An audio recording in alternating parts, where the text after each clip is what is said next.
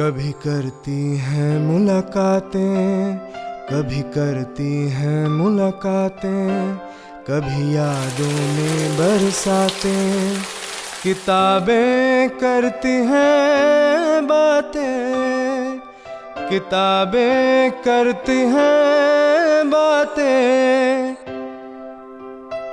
मन की गहरी झील में कूद जाती हैं कभी, सोच के दरिया के संग संग बहती जाती हैं कभी। चाहे शाम हो या हो रातें, किताबें करती हैं बातें।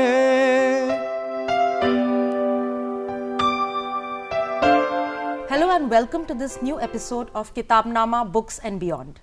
Today's segment is titled Designed to Thrill, and we have two very interesting contemporary authors, Mr. Juggi Bhasin and Mr. Sami Ahmad Khan. Mr. Sami, Mr. Juggi, I welcome you all to the show. Both of you write this very interesting genre, which is the political/military thriller.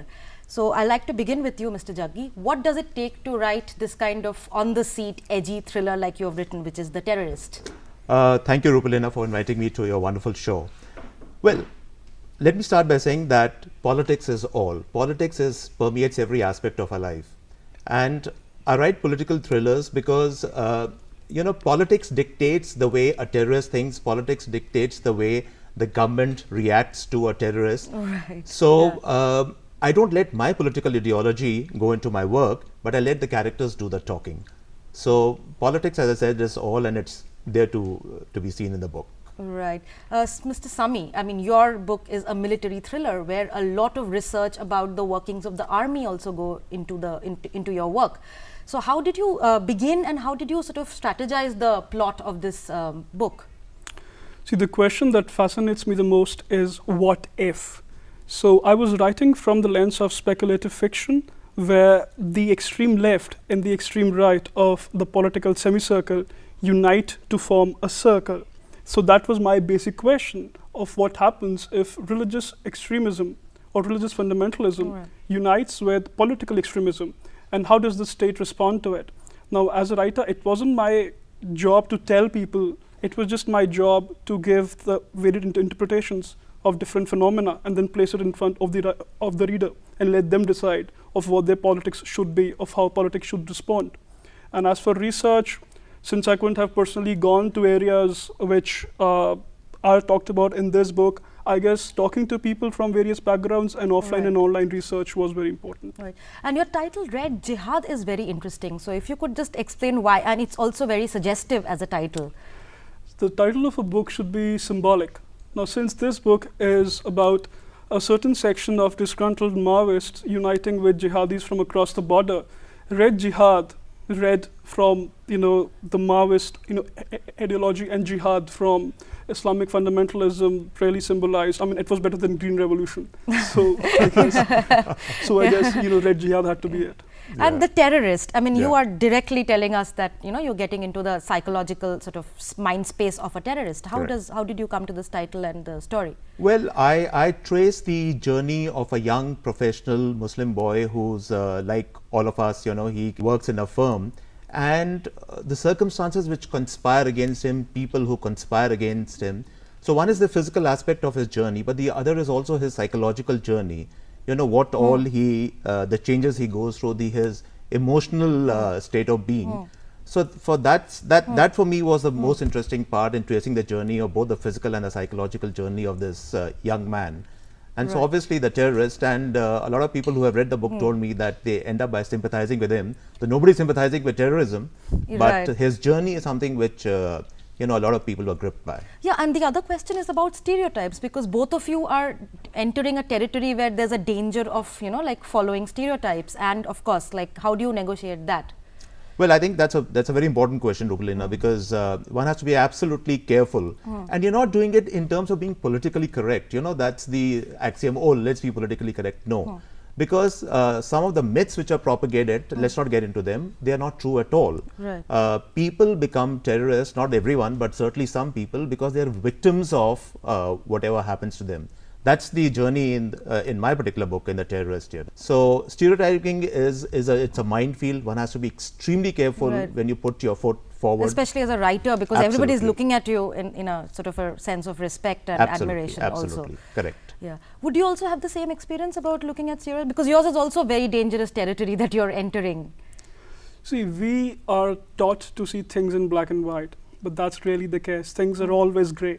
And that is why, this novel has no central character or a protagonist or even an anti-hero. Because everybody has a certain level of goodness in him or her, but at the same time, it also tries to be sympathetic to both the law enforcement and somebody who is engaging in acts of wanton destruction. Right. So we need to see things from multiple perspectives. We need to just write things from multiple perspectives and let the reader decide what perspective he or she wants to sympathize with. Rupalina, can I pick on a point with Sami made? This is a very important point, You see, you have a terrorist on one side, and then you have, let's say, the man or the persons who are combating him. Let's say they are the special forces. Right. Now, in my novels, in my second novel also, I'm exploring a theme that the DNA of both the terrorist and the special forces man is the same. They have the same aggression, the same intent to kill, the same objective that I have to achieve my objectives. With science and psychology, you're mixing, you're like... The difference is which side you're on. Yeah, Right. So you can decide it's the right side or the wrong side, but that's the only difference actually. No, he talked about the anti-hero, but the other interesting thing about your book is the hero, and you have these two characters, two protagonists who are different yet similar. How did you sort of bring them together and express their sort of ideas? Well, both the characters in the book actually are psychologically torn characters. Right. There's a lot which happens to them. Suvir and Murad. So Murad's journey to that extent is linear. He faces discrimination at office, at work, in the community he lives in the place of where he lives. Suvir's journey is a little different. He is a psychologically depressed character. Right. But what the theme of my books is that you have to really understand the psychological mindsets of people if you have to grapple with a problem, and especially in terrorism. People say, oh, we must have this approach of a law and order approach when we deal with terrorism. It can't be that. You have to understand the psychological mindset of the terrorist if you have to combat it, if you have to take hold of the terrorists. Otherwise, it can completely go out of control. See, I'd like to develop on that point further. I fully agree with what Bhasin Saab says. See, we as a people have certain notions, and dispelling those notions isn't the sole task of a writer. But if you can write about these things that can notion of who a terrorist is in today's times. So one of the primary questions that was in my mind when I started writing this book is, why is a Naxalite called an extremist, and why is somebody in Jammu and Kashmir called a terrorist? Right. So how do you make a differentiation between terrorism and extremism? So I wanted to work on that theme and just develop it further. And rather than taking sides, although I would admit all work of art is actually some sort of very intense propaganda, but if you can just tone it down and make it more neutral, more balanced, then the people might take he also people expect that since you are writing a military thriller, you will be a hawk. Right. Okay. But I don't think that that is the case, because almost all the military thrillers I've read till now that have been written by Indian authors, they are pretty balanced, and I guess that's a very positive sign for us as a nation. Right, where you basically focus on the characters, the protagonist themselves. But the other thing is that your own experience as a TV journalist and as a journalist who's been around in conflict situations, how does that help your writing or inform your writing? Oh, absolutely. It actually shaped both my novels, I was, in fact, I come from this place only, DD News. Okay, so, that's wonderful. Yeah, so we were the first batch of television correspondents who were recruited. Oh, so okay. Wonderful, that was a great time. So I used to do, I had a Kashmir beat. I used to go there quite frequently to Srinagar. So I had a chance to see insurgency at close quarters. But I'll tell you what really changed my entire perception of life. And that was a Babri Masjid. I was right there when the masjid was brought down. Right. I think Sami mentioned a very, very important point, that somebody's terrorist can be another person's revolutionary. Right, absolutely. For me, the Babri Masjid, there was a particular point where I was surrounded by 30, 40 people with pickaxes, swords and everything. That was the incident which sparked You it draw all. from the experience as a Yeah, journalist. so for me it was experiential, in terms of my past, I had to bring it in some form or the other in the book. And that's how the book came. Right. And also, like, as your experience as a journalist, is it also true that, for a writer, you're able to like write more than you could as a journalist in fiction, especially in Well, fiction? I think, at the end of the day, the other journalists are going to kill me when I say this, but at the end of the day, you're actually writing copy, as a journalist. It can be Right. good copy, it can be mediocre, it can be bad copy. But as a writer, you graduate to another level. And to do that, you require to just push yourself even more. I don't think so. A lot of people, what they do is that you have written, let's say, certain articles and all that, and you compile it in a book. Wonderful. But creative writing is totally a different ball game altogether. Yeah, So I think you have to bridge that gap before you become a writer. Yeah, definitely. And there's also an element of fantasy in fiction, which is what your book is also all about. I mean, you use Pakistan in this, almost like it's a very interesting fantasy space. So can you tell us, how did you arrive at that? The primary personal instinct when I started writing this book was one single thought by Faiz, "Aur bhi gham hai zamane mein mohabbat ke siwa." And everybody came to me and said, "Why aren't you writing a romantic, book? Why aren't you writing about romance in DU or JNU or, based on your age group, you should be writing a romantic book, because it sells more." It sells more. It right. sells more. Okay. So that Yeah. was the major, force. But I believe that sometimes escaping the market forces, becomes imperative. You have to escape the market forces. And that is why I decided to pick up a genre which was not only fun to read, but also fun to write, and at the same time socially conscious. Because some people have this misconception that we youth can only write about, matters of the broken heart. And Well, you've broken that misconception very I can't tell you how wonderfully, much yeah. I applaud what Sami is saying. Yeah. Actually, in a certain sense, Rupalina, we are like pioneers of a particular genre which we are developing. Absolutely. It's still yeah. very in its nascent Yeah. stage. I don't think so. It's a very developed stage as No, yet. yeah. We still have a long way to go before we become the Robert Ludlums of the world. But you're right. We It's have also to a do very it. difficult genre which you're writing in, because you have to like constantly play with audience readership and expectations of the reader. I mean, how do you do that? Because the reader is also guessing along with the book, right? I mean, what is going to happen next? For me, Rupalina, the challenge was because I gave my email address in the book, and I got a lot of mail from people. And one thing which was consistent in all the emails which are coming to me, they said, "Congrats on writing a book which is so Indian. Okay, right. You haven't right, written right. a book which is like a copy of a Western thriller." Right, Of absolutely. Frederick Frostwith or whatever. Yeah. No, the reality is absolutely your plot is a very Indian plot. But Your questions what are happens with the, let's not take names, but certain earlier experiments in thriller writing, people started aping whatever was written outside the country. Right. You really have to go into your own roots and understand what is going on out here. What Sami described, now this entire mouse problem is a very serious problem. It is affecting how many districts? God knows, close to about 40% of the districts in the country. So this is our problem, So we really have to sink our teeth into what is going on out here, rather than start looking at the genre from outside. Yeah, absolutely. Sami, would you also agree with that? absolutely. See, for too long have we looked to, other, cultures and sources, and then, directly, taken that and put it in our own context. But we have such a rich historical tradition of almost all the genres that you can name, is that, as Bhasin Sahab rightly said, we just need to go back to our roots and then develop it and then make it work as per the contemporary material reality. Rather than copying, we need our fiction to evolve. And I guess that is the case right now. That's what Indian fiction in writing in English is doing. Right. So that's a very positive side. Also, the thriller form, as you were saying, is now sort of coming of age, because there's a huge readership for the thriller. That's for sure. I mean, everybody wants to read Well, I something think like this. The lady who got the Booker, she wrote a thriller. Yeah. So congratulations to her and to all of us actually. Yeah. So the other question is that what about censorship? Because you are writing about topics which are, which are not like very easy to write about. So how do you deal with, are you scared? I mean, as a writer, is it something which one fears or should fear?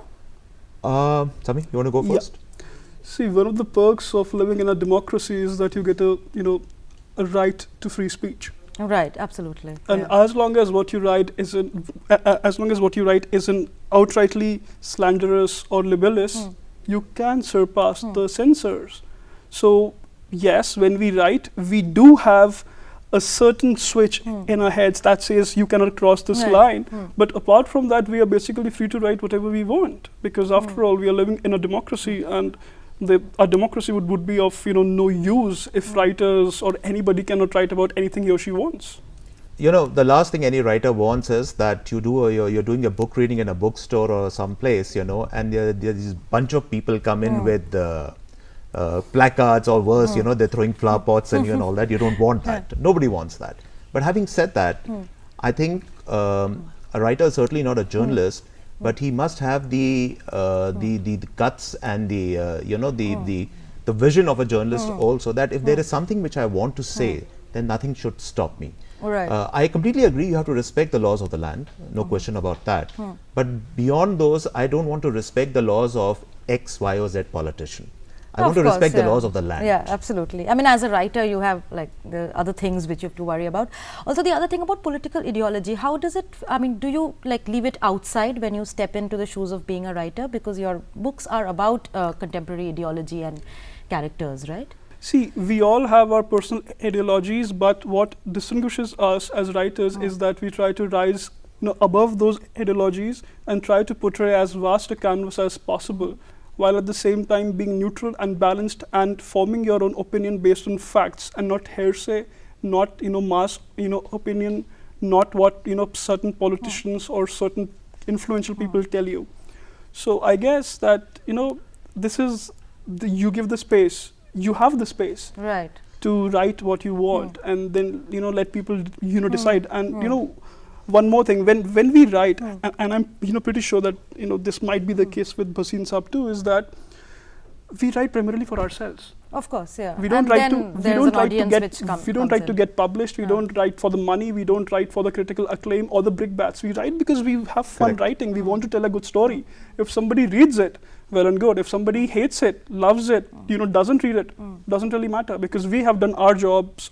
Our job of penning down what we want. I think the challenge is not to be didactic. There's a word called didactic. Yeah, of course. The challenge is to, he's right, we all have our political ideologies, but let it be said through other characters in the book, I mean, if I have, let's say, an extremist, or I have somebody else, he's doing the talking, I'm not doing the talking, So, you want to arrive at a value judgment, please do, but I don't want to give that value judgment in my book, Okay, quickly, you have a new book coming up, we hear. Just quickly tell us what it's about and what it's called. Well, the new book is The Avenger, and it's going to be released next month. Okay.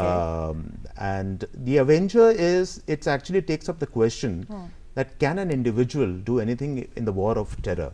The governments are doing whatever they are doing, but can the individual rise above to do something in the war of terror? So this story is about a rich industrialist who loses his daughter in a terrorist attack, and he takes it upon himself that he has to get back at the terrorists. But that's all I can tell you. I can't tell of course, you more than that. Looking forward to it. Absolutely. And good luck. With this, we come to the end of this episode of Kitabnama, Books and Beyond. Designed to thrill was the episode, and we had two very thrilling writers, Mr. Juggi Bhasin and Mr. Sami Ahmad Khan. And I'd like to thank them for being a part of this show. Thank you. Thank you.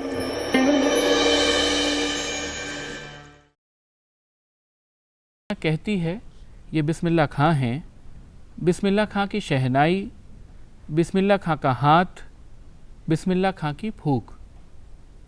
शहनाई में सरगम भरी है, सारे gamma Padhanisa, सानी धापा मा गरेसा। उन्हें ताल मालूम है, राग मालूम है, ऐसा नहीं है कि बेताले जाएंगे। शहनाई में 7 सुर लेकर निकल पड़े। शहनाई में परवरदिगार, गंगा मैया, उस्ताद की नसीहत लेकर उतर पड़े। दुनिया कहती सुभान अल्लाह, बिस्मिल्लाह खां कहते अल्हम्दुलिल्लाह। छोटी छोटी उपज से मिलकर एक बड़ा आकार, शहनाई का करतब। बिस्मिल्लाह खां का संसार सुरीला होना शुरू हुआ। फूंक में अजान की तासीर उतरती चली गई। देखते देखते शहनाई 1.5 शतक के साज से 2 शतक का साज बन साजों की कतार में सरताज हो गई।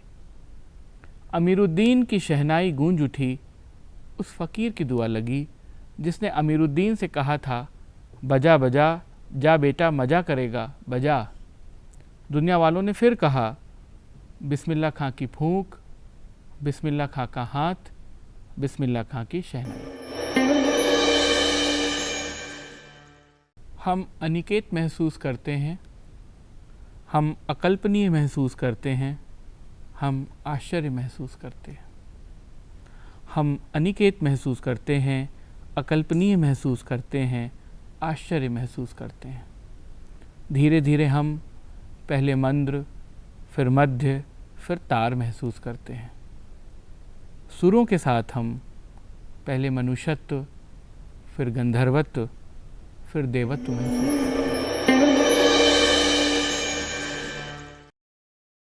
ये हमारी पहली कविता है जो हमने शुरू में लिखा था। ओ तामरे नहल सियम होले हुड़ू है रे आम कवान दो बीर उड़ूंग पेरे क्वा।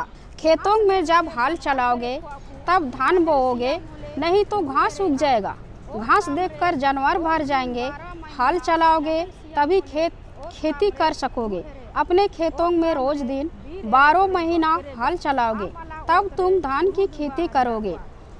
खेत में घास नहीं उगेगा, तुम्हारे खेतों में धान का पौधा हरा भरा रहेगा। हल चलाओगे तो तुम्हारी खेतों में धान रहेगा।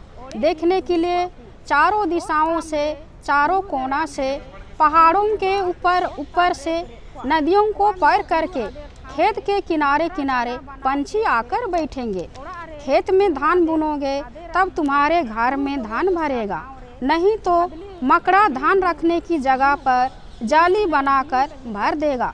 घर में धान घुसाओगे तो धान रखने वाले छटका में धान भदूर धान देखने के लिए झूला झूलेंगे। बोले हुड़ू हेरे आम। फिर दूसरी कविता, दू बाबू दौरी जोला सिमरा के दाकू। चलो बेटा दौरी खेदने, मुर्गा बाँक दे रहा है, कितना सोओगे, उठो चलो जाएंगे दौरी खेदने। गमछे को उड़ा लो, खलियान के पास आग जला लेंगे।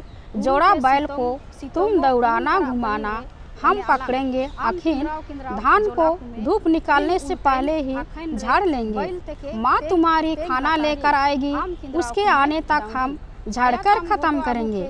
हम दोनों जब खाना खाएंगे वह सूप लेकर ओसाएगी, ओसाने तक हम खाना खाएंगे। खाना खाकर तुम देखना बैल, हम दोनों ढोएंगे धान, तुम चराना बैल। घोटो जोम खे आम नेल कुमे उरिग, अलिंग बना होड़ गोगे अलिंग हुड़ू, आम चराओ कुमे उरिग।